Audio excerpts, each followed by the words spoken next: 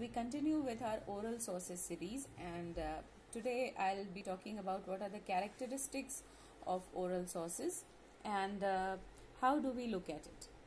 So, as you can see at the board listed in front of me, it says that oral sources are important as it covers the blind spots and the dark areas of history.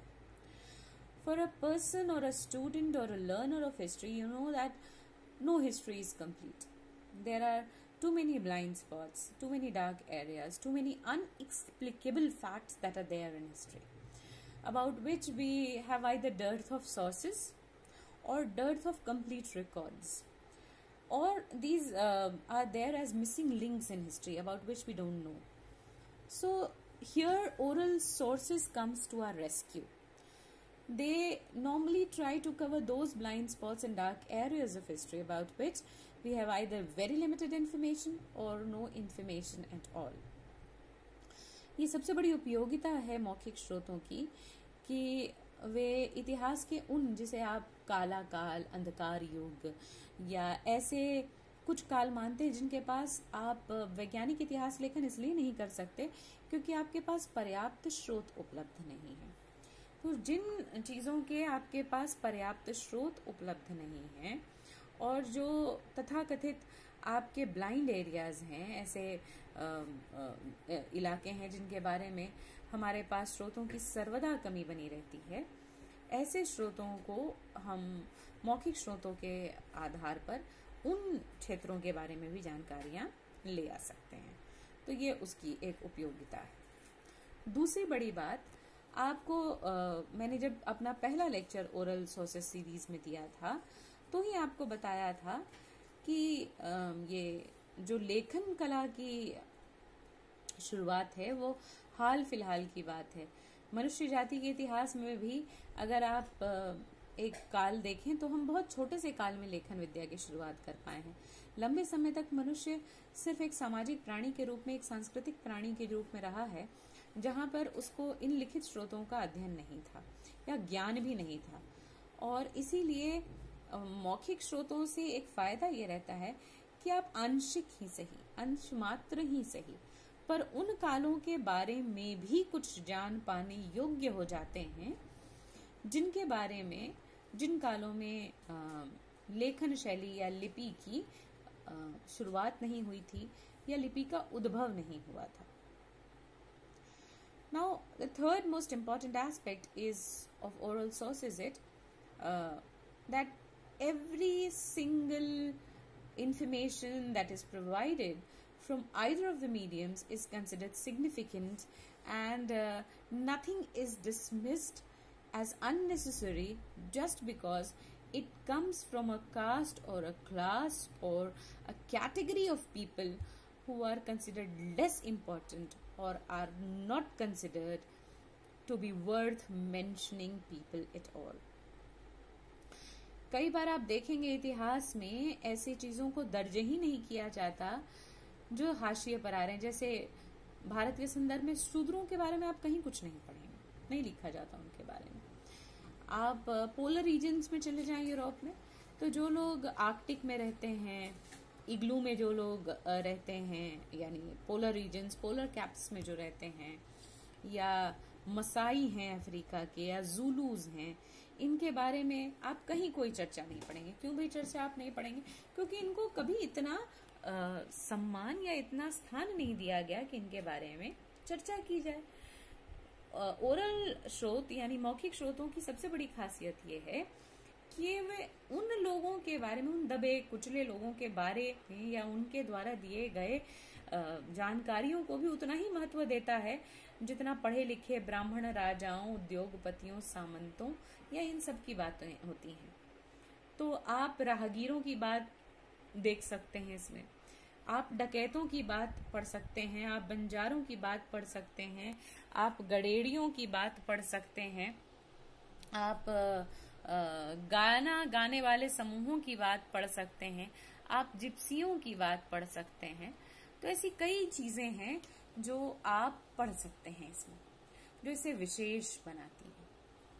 तो इसीलिए कुल मिलाकर मैं आपसे ये कहूं कि मौखिक स्रोतों की उपयोगिता क्या है या क्या है जो इसे काफी महत्वपूर्ण बनाता है, तो मैं आपको कहूंगी कि मौखिक स्रोत इसलिए महत्वपूर्ण है विशेषकर इतिहास लेखन में, क्योंकि ये संपूर्ण समाज का इतिहास है और संपूर्ण वर्गों का इतिहास है. So oral sources are very important.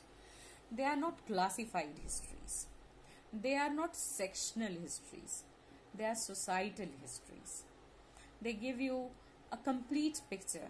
They don't divide you for belonging to a particular class or a community.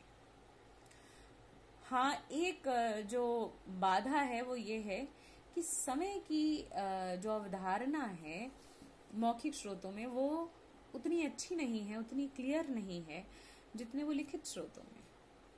Of course, the concept of time is a frozen concept in the history of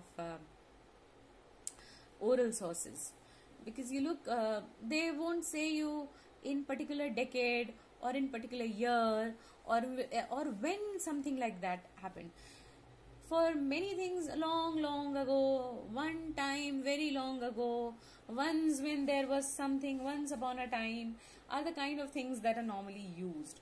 So days and years ago, this is how it starts. So the concept of time is not clear in oral sources, and that is something which can be treated as a barrier of or it can be treated as a drawback of oral sources. But for me, it is also very good that we don't bother in this entire phenomenon how to explain this calendar or that calendar, and we start learning histories. So that is very important according to me.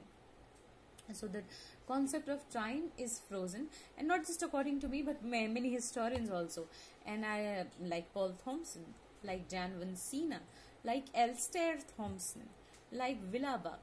So there are so many people, or Sharna Gluck.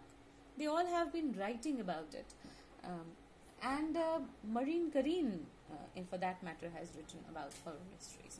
So if you look at all those readings, you will see that this concept of frozen time at one point of time is not a barrier, it is an advantage. तो ये जो जमी हुई अवधारणा है समय की, जिसमें आप नहीं देख पाते और या आपको पता नहीं चलता कि किस कैलेंडर को माना जा रहा है, कौन सी सदी है, कौन सी ईसा है.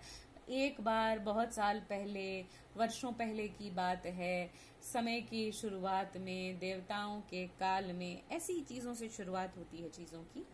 हाँ, ये सही है कि समय नहीं दिया जाता, लेकिन जो दिया जाता है वो ये है, वो है तथ्य. तो ये आप कह सकते हैं बाधा है या बुराई हो, आप कह सकते हैं, या आप ये कह सकते हैं मौखिक स्रोतों की ये बाध्यता है कि वो समय को बहुत बढ़िया नहीं बताते. पर मेरे हिसाब से समय को न बताकर भी जो वो संपूर्णता में बता पाते हैं वो एक अनोखी बात है. और आप इतिहास के विद्यार्थी हैं, शोधार्थी हैं, तो आप इस बात को मानेंगे कि प्रत्येक प्रकार के, चाहे वो लिखित स्रोत हों, मौखिक स्रोत हों, द्वितीयक स्रोत हों, प्राथमिक स्रोत हों, पुरातात्विक स्रोत हों, समुद्रीय स्रोत हों, वैज्ञानिक स्रोत हों, वेब सोर्सेज हों, इन सारे सोर्सेज की अपनी एक लिमिटेशंस है, अपनी एक बाध्यता है. कोई भी स्रोत अपने आप में संपूर्ण नहीं होता. 100% कौन सुखी हुआ है, 100% कौन सा समाज हुआ है. तो 100% किसी चीज को इमेजिन कर लेना भी सोशल साइंसेस में पॉसिबल नहीं है. समाज विज्ञान 100% सत्यता की तो बातें भी नहीं करता है. जहाँ लेखन नहीं है और जहाँ कुछ नहीं हमें प्राप्त होता, कम से कम वहाँ मौखिक स्रोत हमें एक मौका देते हैं कि हम कम से कम ऐतिहासिक कालों का पुनर्निर्माण कर पाएं.